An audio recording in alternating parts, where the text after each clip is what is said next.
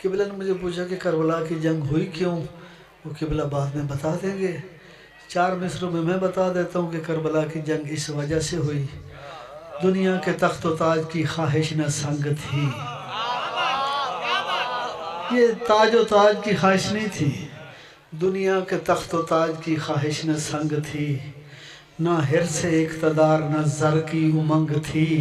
था क्या साकिब यजीद वक्त से ज़हरा के लाल की, करबल में बस अली की विलायत की जंग थी।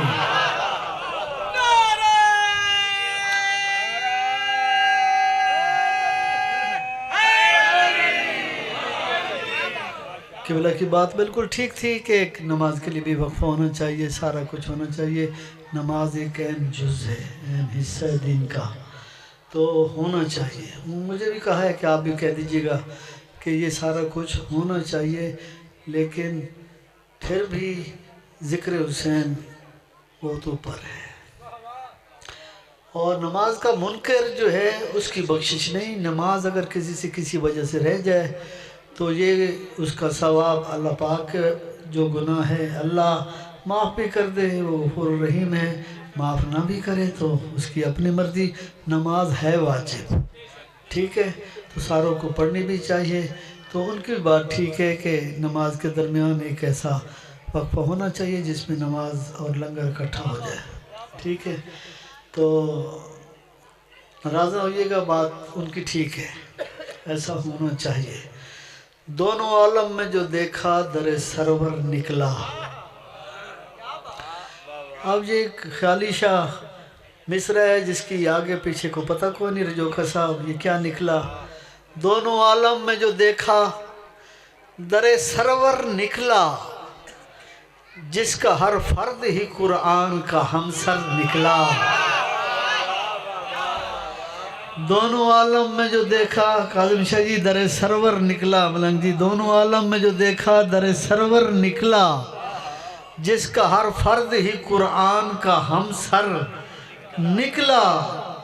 याली तेरे फदाइल की बुलंदी क्या है, तेरी गलियों का गदागर भी कलंदर निकला।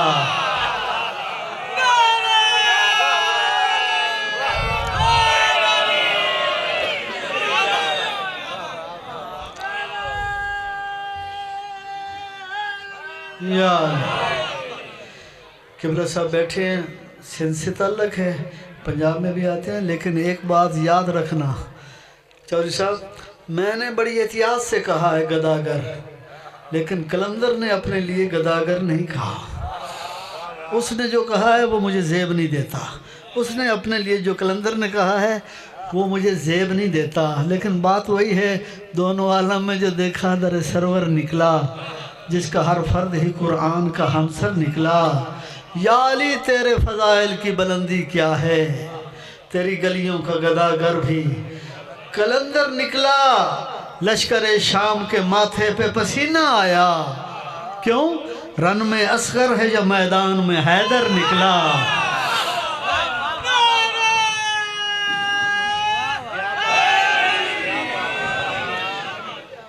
लश्कर शाम के माथे पे पसीना आया, रन में असगर है या मैदान में हैदर निकला। किबला गौर करना, उसने यूसुफ बहुत मशहूर है, बहुत मशहूर है। मौला जब तेरे जौन को देखा, ज़ाहिरी तौर पे वो खूबसूरत नहीं थे जो हम खूबसूरत समझते हैं, अंदर से इतने खूबसूरत थे कि हुसैन के वो साहबी थे।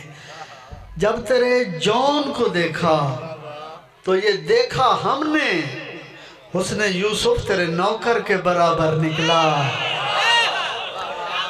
जब तेरे जौन को देखा तो ये देखा हमने, हुस्न यूसुफ तेरे नौकर के बराबर निकला।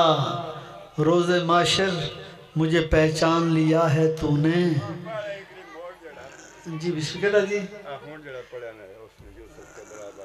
क्या बात है। ये बंदियां दो का जिक्र है, तुझे न्याज एक नहीं दी जाने।